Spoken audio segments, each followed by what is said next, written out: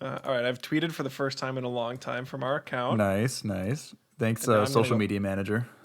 Yep, absolutely. Now I'm going to go pin this tweet. Nicole offered to be our social media manager. Oh, I saw that.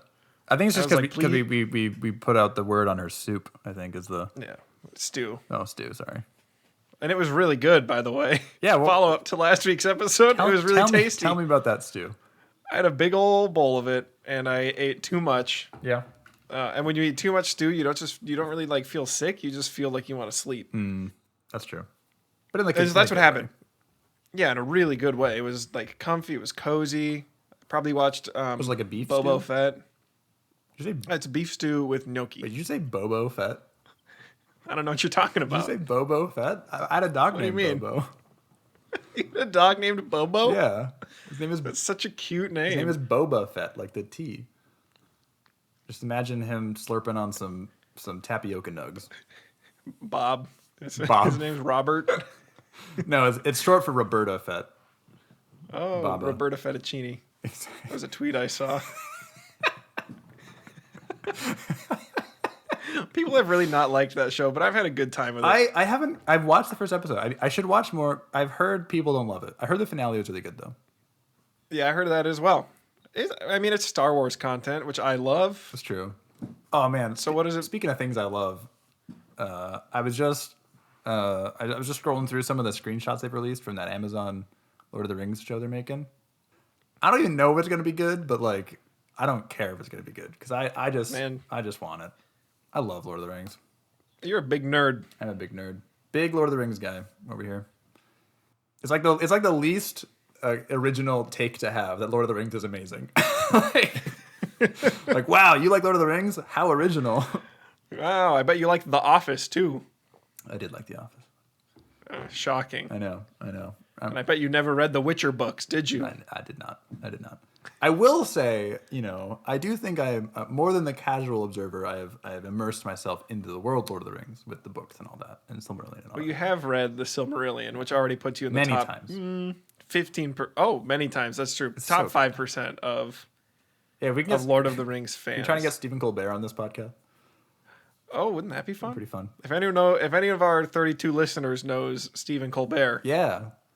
see if he wants to come on our show. See if he knows more. Oh man, did you see that when he had Dominic Monaghan and Billy Boyd on? They played Merry and Pippin, and they quizzed him, and they actually stumped him. It was crazy. They did? Yeah. They beat Colbert? Well, it was kind of a rude question. Oh. There was Merry and Pippin questions. So like the one that stumped him was one that I don't think I could have answered, and I'd read The Two Towers like literally 2 months before I watched that video.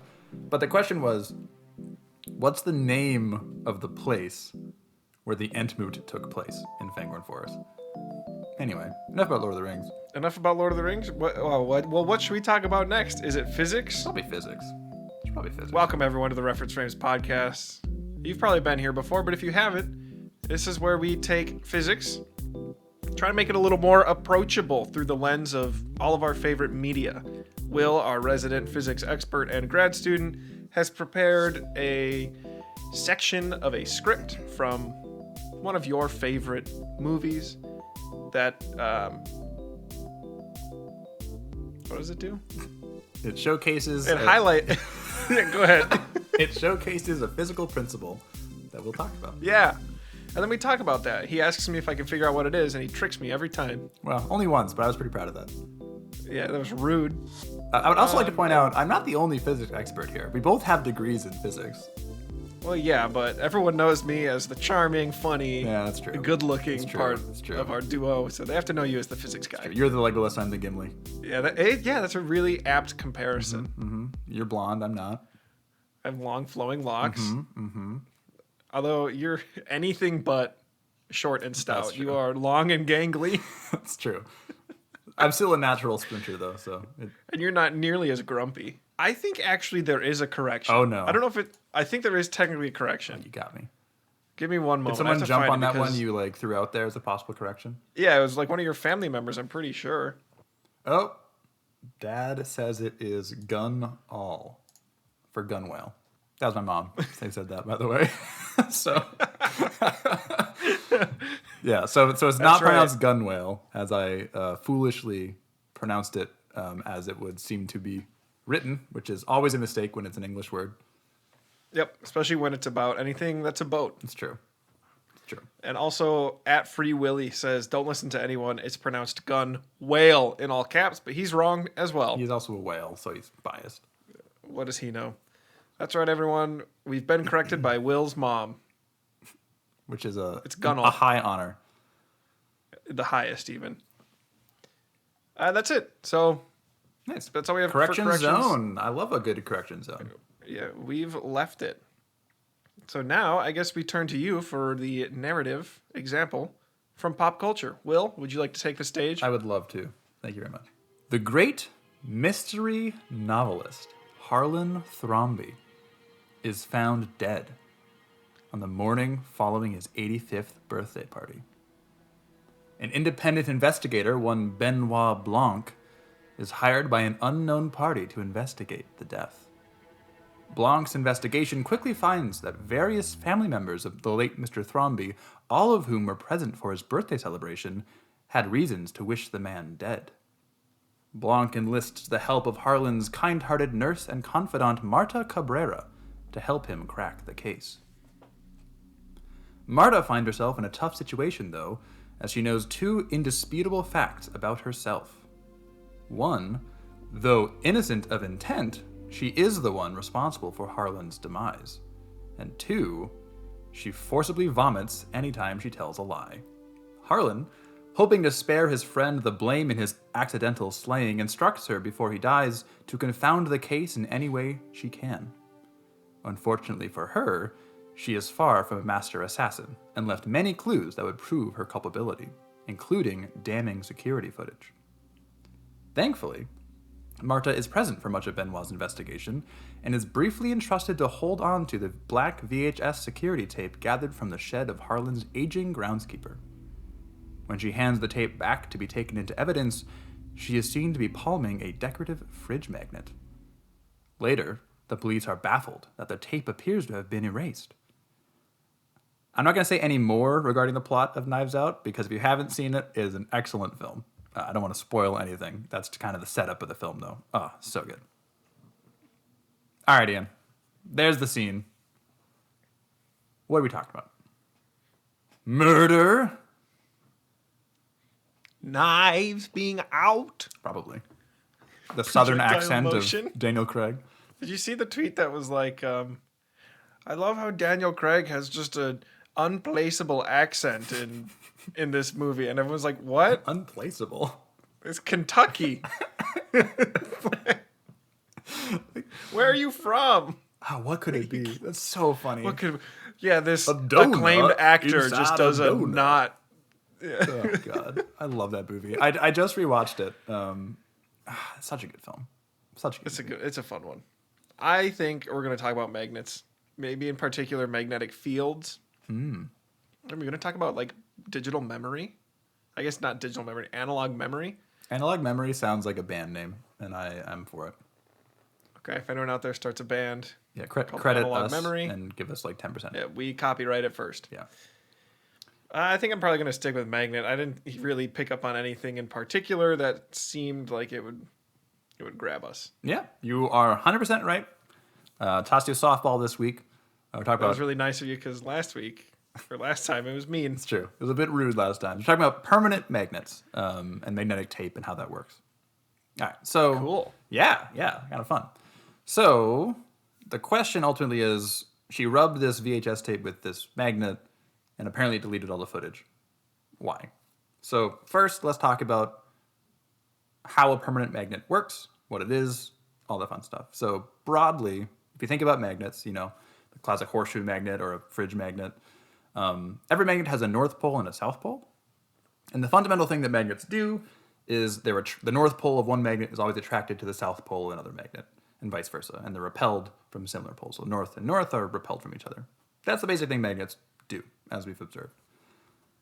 Some materials, like iron, for example, have a special property where they can be magnetized if put inside of a field.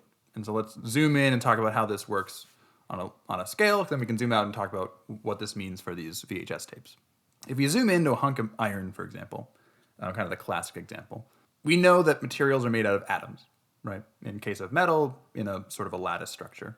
These atoms, each individual atom has, in these materials, has a very slight magnetic polarity to them. So you can imagine each atom is a little bar magnet with a north and a south pole on opposite sides. Now, So cute. They're adorable little magnets.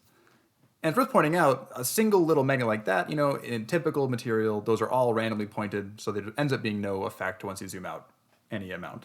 But in these materials, like iron, we find these atoms to be grouped together in what we call domains. You can imagine them as being like clumps of atoms that are all in a sort of a cluster. And in that domain, they're all aligned. They're all pointing in the same direction. Left, right, up, down, towards you, who knows. Some random direction. And again, generally, if you zoom out, these clusters are big, but they're not the size of the whole material. Generally, these clusters are pointed randomly, so they always cancel out. But if you put a material like iron in a strong magnetic field, all those domains align with that field. So they all line up, and you end up getting this whole material that ends up being a big magnet, a north pole and a south pole, because all the parts of it, all those atoms, all those domains are all also pointed in the same direction. So instead of canceling out, they all add up and create this larger effect of a magnet. Following so far, Ian? Yes. So what you're saying is within iron, for example, there we can imagine a lot of little bar magnets, all pointing different which ways, and as a result, not that magnetic. But when a magnet comes in and introduces a magnetic field, all those magnets align. They're unified by a magnet. Now they're no longer canceling each other out. They're all going one way. You can almost think of They it work together as like a metaphor of like a great orator, a great speaker, able to align everyone's views to line up with theirs, if you want to think about that. Yeah. Yeah. All the little people, little iron atoms, they're all clustered into different maybe political parties or different states or territories. But eventually a great leader can align them all, or whatever, however you want to think about it. Yeah, that's very fun. Yeah. All right, so that's why iron is attracted to magnets, because if a magnet comes nearby, the iron becomes a magnet, and it becomes one that's attracted to that magnet. Yeah, cool. All right, that's that. All right, so we know that the iron in different materials can be magnetized by having a magnet nearby, which is cool. But what does it have to do with VHS tapes? That's not a piece of metal. Yeah. Why does that matter? Explain that. Yeah. Science boy. Oh, I will. All right, so That's just- all right, so VHS cassettes, right? Hopefully you're familiar. If you're not, if you're a little younger than we are, that's fine. You've probably seen them before, hopefully. They're basically just a big spool of black tape. You can imagine it being similar to like a reel of film from an old-timey movie theater, right? Where it's like a big spool with a bunch of thin tape on it. And with film, that tape is made up of a material that is sensitive to light, reacts to light, and it has a bunch of little frames in it. So if you want to record a video with old-style film, you basically have an opening, you run the film past that opening, and as the light comes in, it creates an image on each little piece of that film. So then when you play it back, you just run that thing past a light, and it shines a light through, and the transparent film creates an image. That's how film works. It kind of burns an image on each frame. Instead of being a transparent images that are taped end to end, like in a piece of film, VHS tape is similar. It's a big tape of flexible material. But instead of being made of light-sensitive material, it's made of a magnetic oxide. So some material, like we were talking about, like iron, that can be magnetized. So it's sensitive, instead of light, it's sensitive to magnetism. Does that make sense? That's the basic picture of a VHS tape. yeah. Cool. So like with the film, if you run that tape past a magnet, right, and you change that magnet's direction it's pointing as it goes past, it'll preserve that. It'll magnetize each little piece of that tape as the tape's going past it. It'll point into whatever direction the magnet's pointing at that instant. A little bit later, the magnet's pointing a different direction, and the tape that's near it at that point points in the other direction. Basically, you kind of preserve the direction this magnet's pointing at as this tape moves past it. And that's how you create these VHS tapes. You want to have these, you can basically store any information you want on it by varying the magnet you're magnetizing it with as you want to store that information. So you're basically storing the direction these magnets are pointing in. Does that make sense? Wow. Yeah. That's really cool. Yeah. And so just like a film where you're storing it by showing light on it, the way you then get it off of it is you do the opposite direction. You run the tape past a thing, and because it's a little magnet, that tape is a little magnet, it then creates its own magnetic push, and you let it push the thing around. And then that'll kind of reverse engineer and create, in this case, the video playing off the VHS tape. Does that make sense? Yeah, I didn't know that. Yeah. That's really interesting. Yeah. It's super cool. So what you're saying is when you recorded the VHS, you use a permanent magnet. Or maybe an points in electromagnet, but a magnet. An electromagnet. You use a magnet of some variety, and it essentially leaves an imprint of whatever its magnetic field was like on this VHS tape. And then when you go play it in your VHS player, which everyone still does nowadays, Of course. it runs past. It's got whatever magnetic field it had residually from that magnet when it recorded is going to influence. The player has something that then gets magnetized by that tape. Yeah. Or a magnet that gets pushed by it. Yeah. Yeah. That is so cool. Yeah, it's really cool.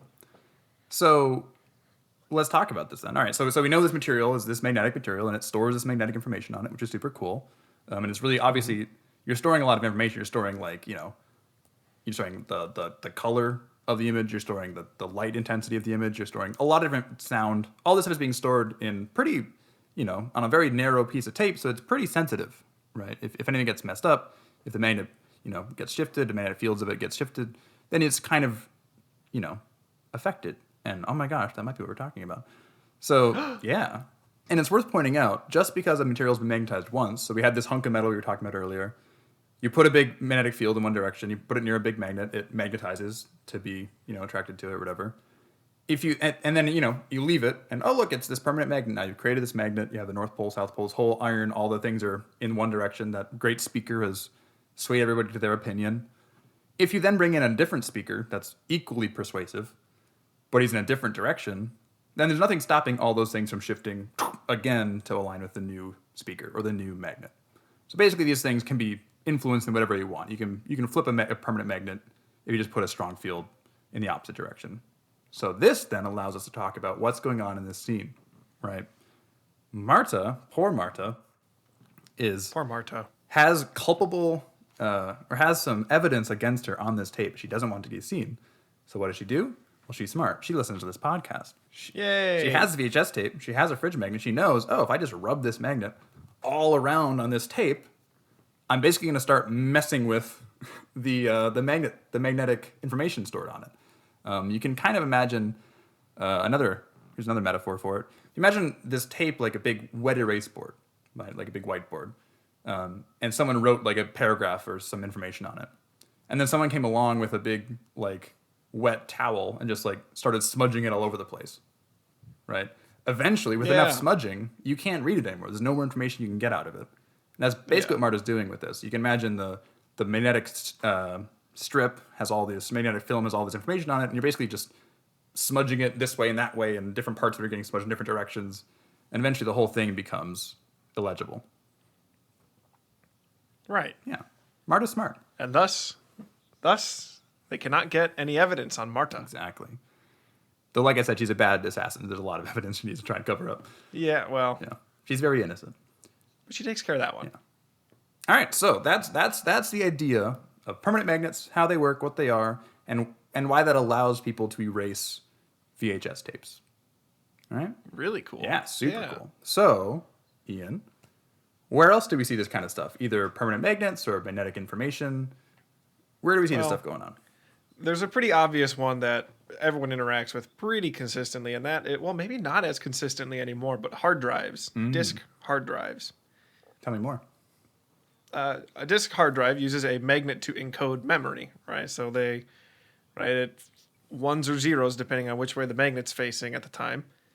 And if you've ever heard of services that will erase hard drives completely, you can break them, but you can also hit them with a really big magnet, and that just scrambles all the data. Yeah. Or it actually just that's one aligns them all in the same direction, so it all becomes ones or all becomes zeros or something. It's all ones, yeah. Yeah. So that's like a big kind of not as fun one. Here's one that's more fun, roller coasters. Oh. So a lot of roller coasters, in order to attain acceleration, have electromagnets, which we didn't talk about here, but basically a magnet where you can use electrons to flip the north and south, right? So you could make a magnet north or you can make it south, which means if you have a north and south on top of each other and you flip one of them, suddenly you have a big repelling force. Because the north and south would have been attracted. But then when you put them both norths, for example, Now they're pushed away from each other. Now they're pushed away from each other. So if you look at a roller coaster's sort of launch platform, sometimes they have these kind of cream-colored like vertical fins that run along the center. And those are actually magnets that propel the train along the track. That's super cool. Or slow it down if it's coming to the end of its track and it needs its speed maintained. That's a cool one that I really like because I like roller coasters. Heck yeah. That's super cool. I did not know that. That's really fun. Yeah, there you go. That's a little treat just for you. Oh, shucks. And anyone who listens. Thanks. Anything else? I'm pretty happy with my 2 this week. Sure. What about you? Yeah, so the classic that you're all familiar with that isn't what Ian was talking about is fridge magnets, right? Like anything that sticks to a metal fridge, right? As you've either a bottle opener or just like a postcard type thing. That's, again, just a material that's like iron. It's not iron, but something like iron that they just put next to a big, heavy, big, powerful magnet, and it got magnetized, and they just sell it to you. Just because magnets you can stick on metal. The more interesting ones are similar to the mechanical hard drive. Another magnetic way of storing information that we use all the time are in credit cards. So the magnetic strips on the back of credit cards, same exact idea. It has some amount of ones and zeros encoded in some sequence via magnets pointing that way or that way, depending on what direction it's pointed.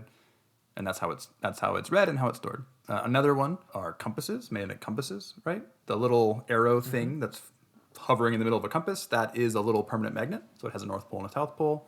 And of course, the Earth is also a gigantic magnet. And so the north pole of that little compass magnet points to, ironically, the north pole of the Earth, geographic north. Turns out, as we know, north is directed to south. So it turns out the geographic north of the Earth, the North Pole in the Arctic Circle, that's actually, magnetically speaking, a South Pole. Bogus. We've been lied to. Well, it's all about where the name comes from, right? It was called the North Pole because North Pole's the magnets pointed towards it.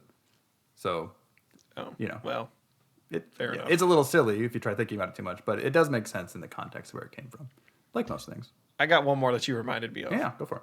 That I just learned recently. You've heard of lava. I have. In fact, Right? last episode. Yeah, exactly. But did you know that lava is it can be magnetized? Oh. And so, because of the magnetic field of the Earth and lava in combination with the history of the world and having a lot of lava in it, archaeologists and geologists can go back and see which direction lava was flowing, and that informs them about the direction of the Earth's magnetic field. Oh, very cool. Very cool. Yeah, I just learned that recently from Ford. Sure, because Ford, if you're listening, you're the man. Ford, like the company? Yeah, but with an A. Oh. After the O. Okay, I was like, where's the A? Okay, I gotcha. Yeah, so like you can see where it crystallized as it froze, I suppose, and see where it's magnetized or something like that. Yeah, I thought that was really cool. That's really cool.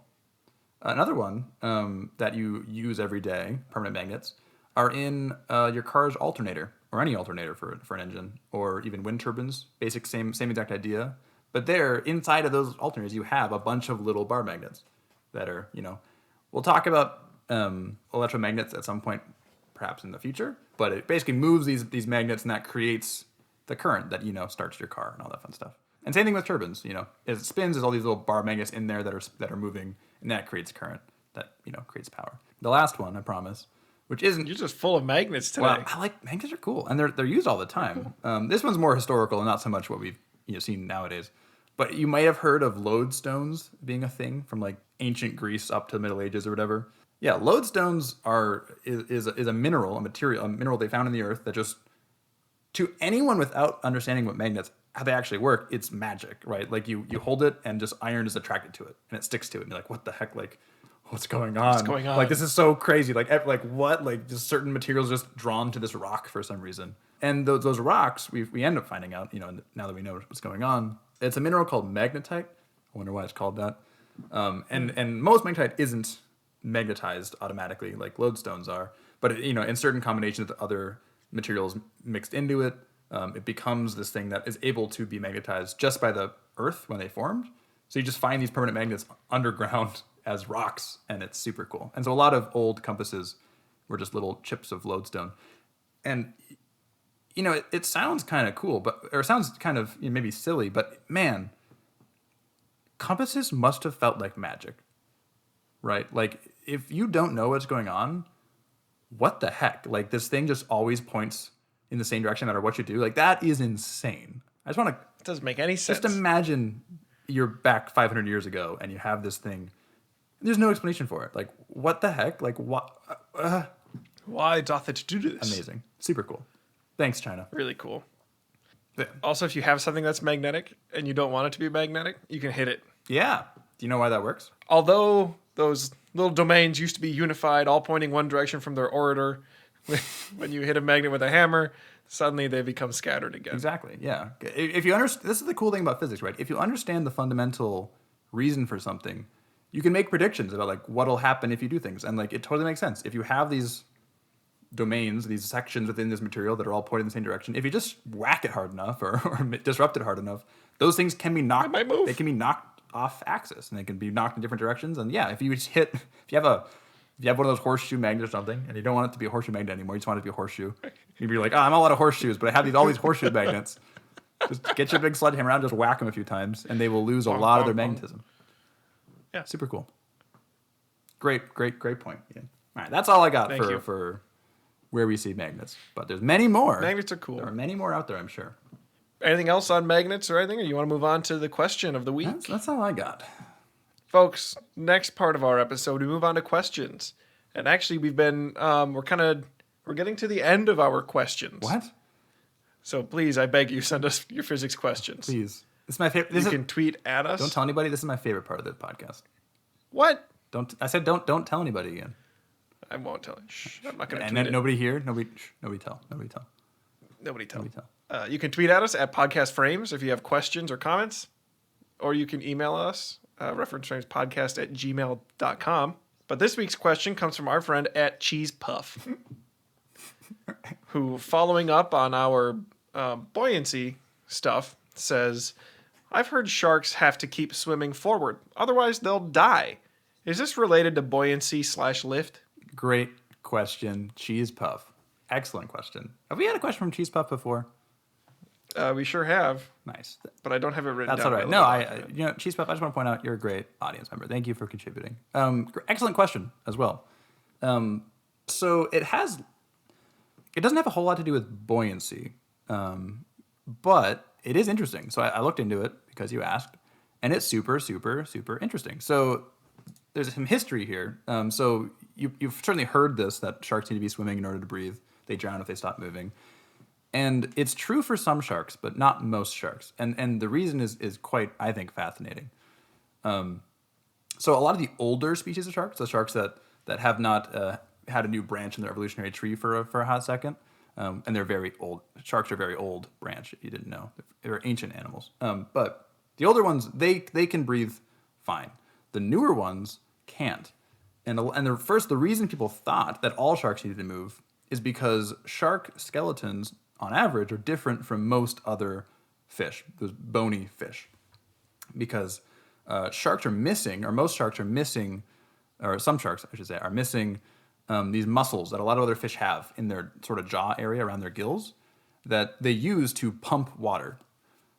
So if you imagine the way the shark, or the way any fish gill works, is it needs water to flow through it, flow past them.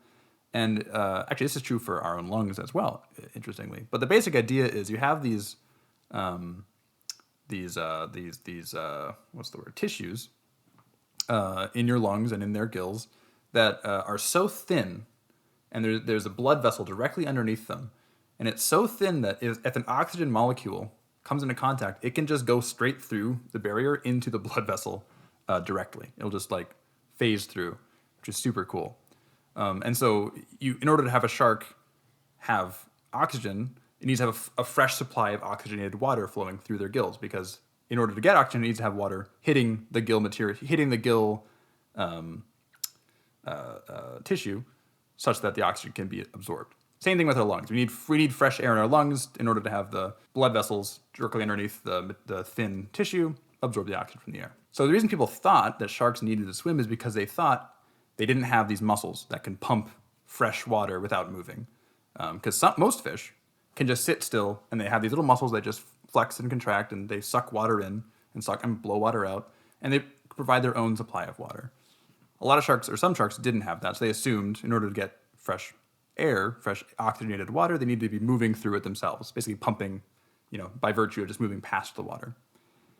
And people have since found out that that is not true for the vast majority of sharks. There's about 400 identified shark species in the world. Only about 24 need to move. And I think it's kind of funny. They're called obligate ram breathers because they ram the water, I guess. It's called ram ventilation, which I think is super funny. Full speed. Exactly. Ramming speed, just to stay alive. But the reason I suspect people think it's true from all sharks is because a lot of the most well-known shark species need to move. So, for example, great white sharks are ram breathers, mako sharks are ram breathers, and whale sharks are ram breathers. So all three of those, which are probably the most well-known shark species other than maybe a tiger shark, they need to move in order because they lack those muscles that can pump it. So I hope that answers your question. I'm not a biologist or a marine biologist, certainly, so I might have gotten some details wrong, in which case a correction corner is certainly welcome.